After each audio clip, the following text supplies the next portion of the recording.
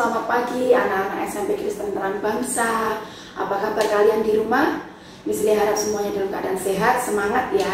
Saya juga mengucapkan selamat pagi kepada Bapak Ibu, orang tua murid yang mungkin saat ini bergabung dengan kami dalam devotion pagi ini. Selamat pagi Bapak Ibu sekalian. Secara resmi saya juga mengucapkan selamat Natal, selamat tahun baru.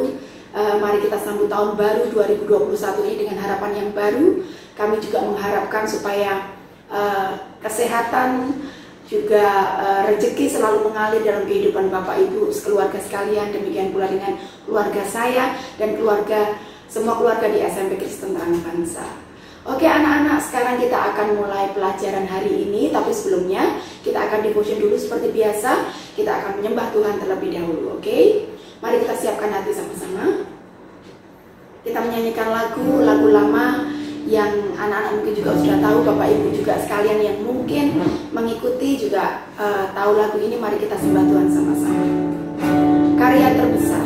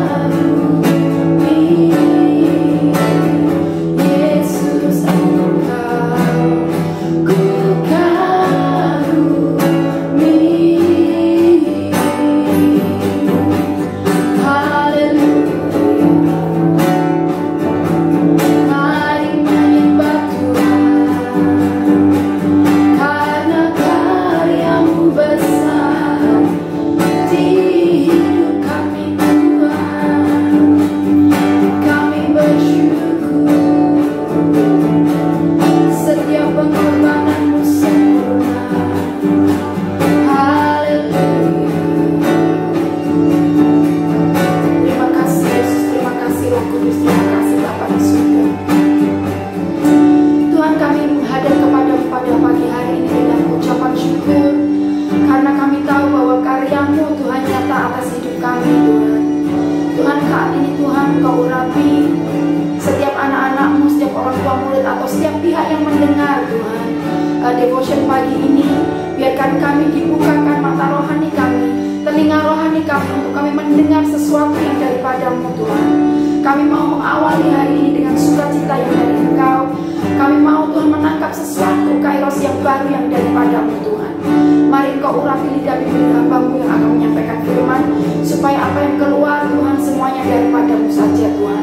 Terima kasih Yesus, kami siap mendengarkan firman-Mu. Mari Engkau yang berbicara, mari Engkau yang menjamah hati setiap kami. Di dalam nama Yesus Kristus, Allah kami yang kami sembah, kami berdoa dan bersyukur, dan kami telah memuji. Amin. Amin. Anak-anak sudah siap Alkitabnya? Mari kita buka sama-sama ya. Kita akan mendengarkan firman Tuhan pada pagi hari ini, oke? Firman Tuhan pagi hari ini kita buka dari ayat hafalan kita untuk bulan ini ya. Dari Filipi 3 ayat yang ke-17. Silakan anak-anak mempersiapkan diri, boleh buka Alkitab yang di buku atau Alkitab yang di HP kalian atau gadget kalian, oke? Saya ulangi, Filipi 3 ayat yang ke-17. Sudah semuanya? Saya bacakan ya. Di sini perikopnya judulnya adalah nasihat kepada jemaat, tapi kita akan mengambil yang ayat 17 saja, oke? Filipi 3 ayat 17. Saudara-saudara, ikutilah teladanku dan perhatikanlah mereka yang hidup sama seperti kami yang menjadi teladanmu. Saya ulangi sekali lagi, Filipi 3 ayat yang ke-17. Nasihat-nasihat kepada jemaat. Saudara-saudara, ikutilah teladanku dan perhatikanlah mereka yang hidup sama seperti kami yang menjadi teladanmu. Oke. Nah, itu adalah ayat hafalan kita mulai dari bulan November kalau tidak salah ya, November 2020 sampai Januari 2021 ya, yaitu Filipi 3 ayat 17. Di sini dikatakan ikutilah teladanku, kata Alkitab ya. Nah, saat ini misalnya akan memberi judul khotbah misalnya, yaitu teladanilah Maria ya. Semua tokoh Alkitab ada yang bisa kita teladani, ada juga yang bisa kita tidak teladani ya. Kita akan mencoba mengulas karena ini kan kemarin 25 Desember anak-anak dan kita semuanya orang Kristen ya merayakan Natal, yaitu hari kelahiran Tuhan Yesus. Maka saya dapatkan sesuatu yang kuat dalam hidup saya, yaitu teladani contoh Maria ya, Maria Ibu Yesus. Oke. Nah, anak-anak pasti sudah tahu cerita Natal ya, hari kelahiran Tuhan Yesus Kristus ya, dan juga pasti kita bersuka cita dengan keluarga ya, apalagi kondisi online seperti ini atau PJJ seperti ini, semuanya serba online ya. Mungkin ada beberapa gereja yang sudah meeting dengan berbagai protokol ya, sudah temu muka tapi dengan berbagai protokol. Kita semua umat Kristen di seluruh dunia tanggal 25 Desember memperingati hari ulang tahun Yesus Kristus Tuhan kita ya. Dan semua anak-anak juga pasti sudah tahu ceritanya tentunya. Oke, mulai dari siapa Maria, kemudian tunangannya siapa, dan bagaimana Maria ini dipanggil atau didatangi oleh malaikat Gabriel. Dikatakan bahwa dia akan mengandung anak laki-laki dan dia disuruh menamainya Yesus. Betul? Semua juga sudah tahu ya. Kemudian ada cerita orang Majus, ada background cerita Raja Herodes yang saat itu mengatakan untuk membunuh semua anak laki-laki. Makanya Maria dan Yusuf pindah ya ke tempat lain supaya tidak kena aturan itu ya. Nah, apa sih yang bisa kita teladani dari Maria Ibu Yesus ini ya? Anak-anak, saya akan mencoba mengerucutkan pada cerita saat Maria ini sedang menghadapi situasi yang bisa dikatakan tidak sesuai dengan harapannya. Ya, kok bisa? Karena sebenarnya secara logis ya anak-anak, Maria ini kan sudah jatuh cinta nih dengan Yusuf ya. Dia sudah tunangan malah ya, dia sudah tunangan. Jadi dalam ekspektasi Maria ini, dalam harapan Maria ini, berpikir bahwa seharusnya sesuai harapan saya itu, saya mestinya habis tunangan yang menikah dulu, setelah menikah baru punya anak, kemudian mereka menjalani hidup yang bahagia. Keinginannya mungkin begitu ya. Secara logis pasti orang yang sudah tunangan pasti akan seperti itu. Pikirnya setelah tunangan menikah kemudian baru punya anak, ya kan? Tapi suatu kali saat Maria ini didatangi oleh malaikat Gabriel, saya rasa dia punya pemikiran satu pasti kaget ya, ini siapa. Kemudian tiba-tiba malaikat Gabriel bilang bahwa kamu akan mengandung seorang anak laki-laki. Secara manusiawi mungkin dia berpikir bahwa aku ini belum menikah, jadi ada kegalauan dalam pikirannya. Ya kalau dipikir ya, ada kegalauan dalam pikirannya. Kemudian nanti gimana kata orang tuaku kalau ngerti, gimana kata calon mertuaku, gimana kata tetangga-tetanggaku, wong belum menikah kok sudah hamil, iya kan? Tapi anak-anak perhatikan respon Maria, ya. Saat dia sedang menghadapi situasi yang tidak sesuai dengan harapannya, tapi dia tahu bahwa pesan ini didapat dari Tuhannya melalui malaikat Gabriel. Apa yang dia katakan? Coba kita buka sama-sama di Lukas 1 ayat 38. Oke, mari kita sama-sama buka Alkitabmu. Lukas 1 ayat 38, kita lihat apa yang Maria bilang kepada malaikat utusan Allah ini.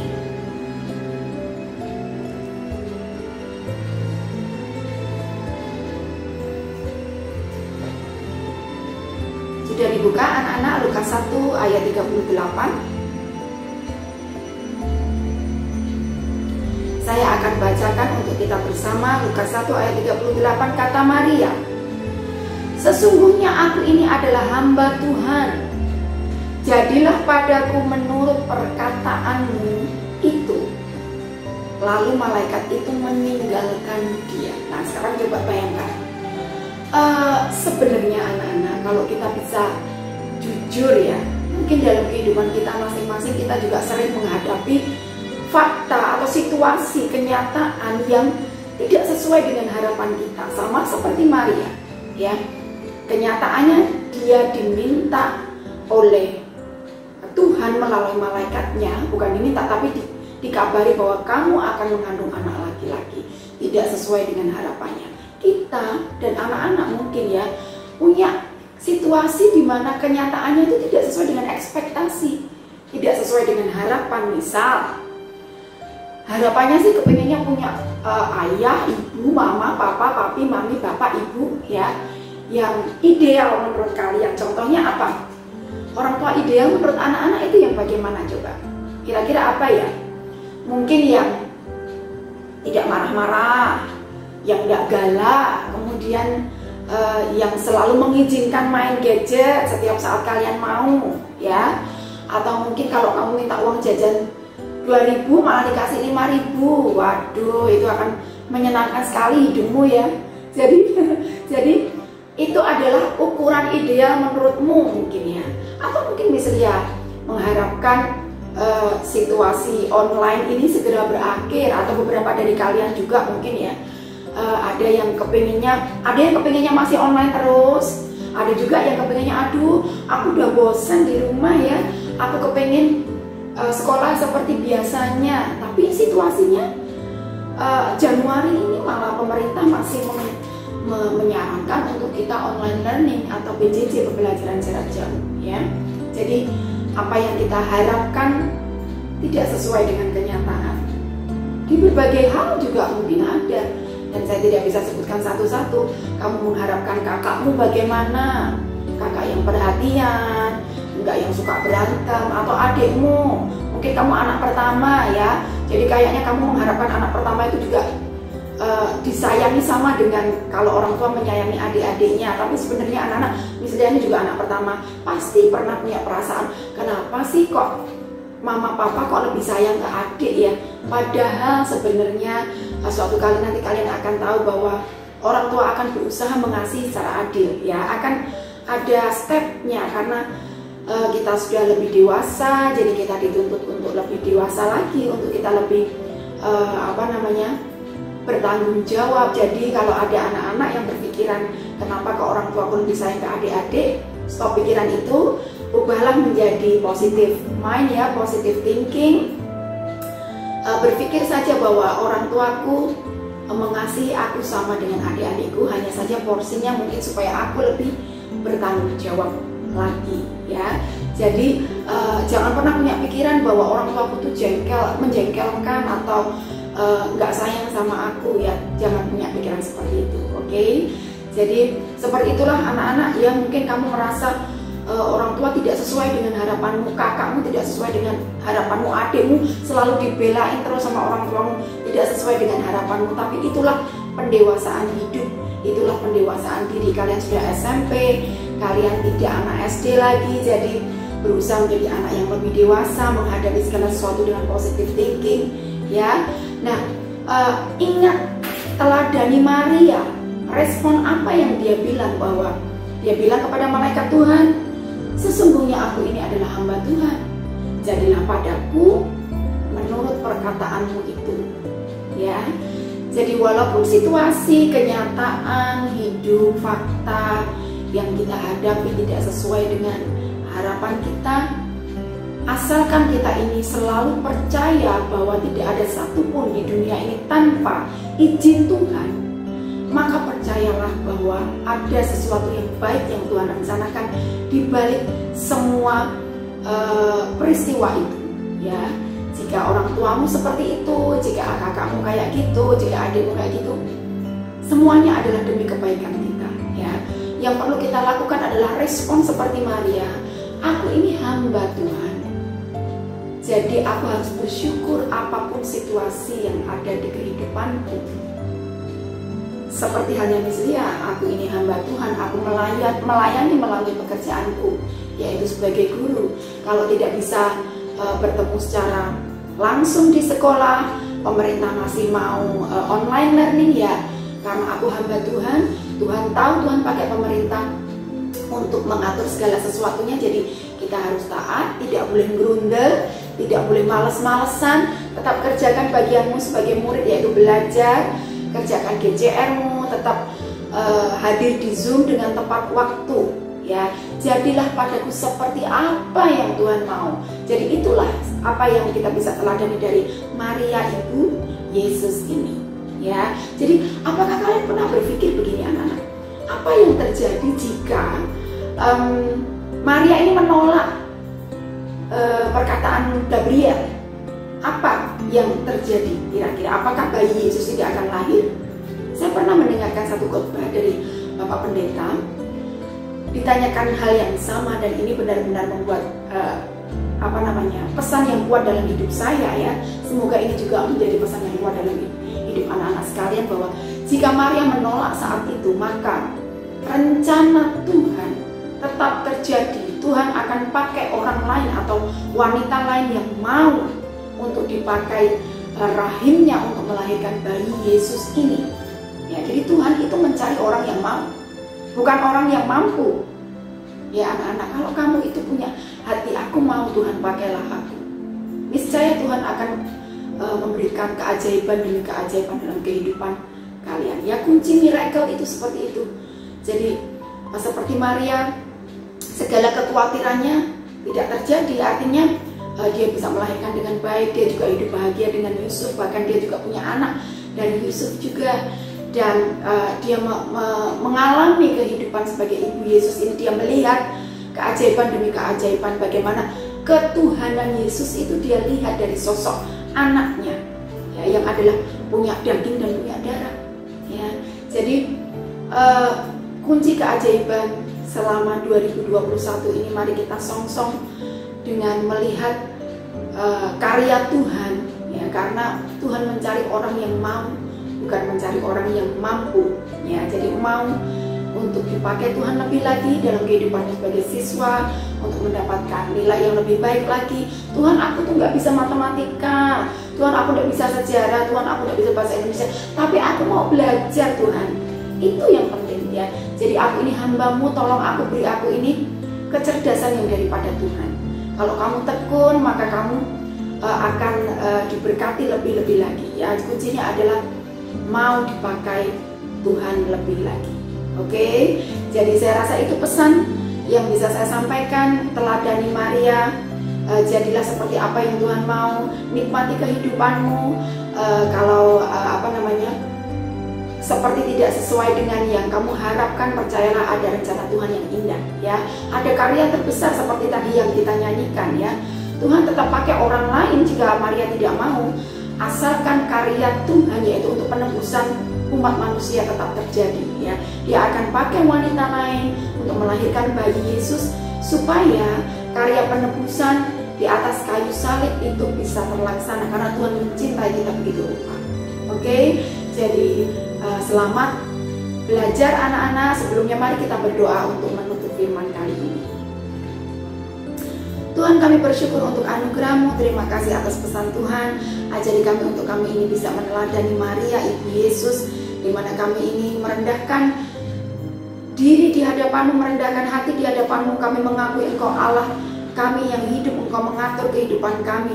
Walaupun kami melihat Tuhan, apa yang ada di depan kami tidak sesuai dengan harapan kami, tapi kami yakin percaya Tuhan sudah merancangkan hal yang baik dalam kehidupan kami.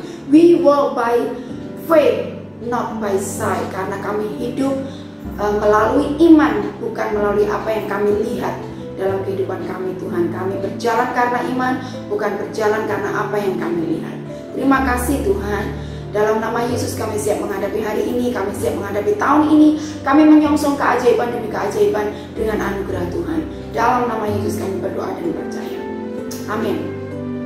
Oke, terima kasih anak-anak sudah mengikuti devotion pagi ini. Selamat belajar, tetap pakai masker kalau kalian ada waktu kepergian ya, tetap pakai masker. Protokol kesehatan, jaga jarak, cuci tangan yang sering ya. Jaga kesehatan, tetap semangat, Tuhan Yesus memberkati.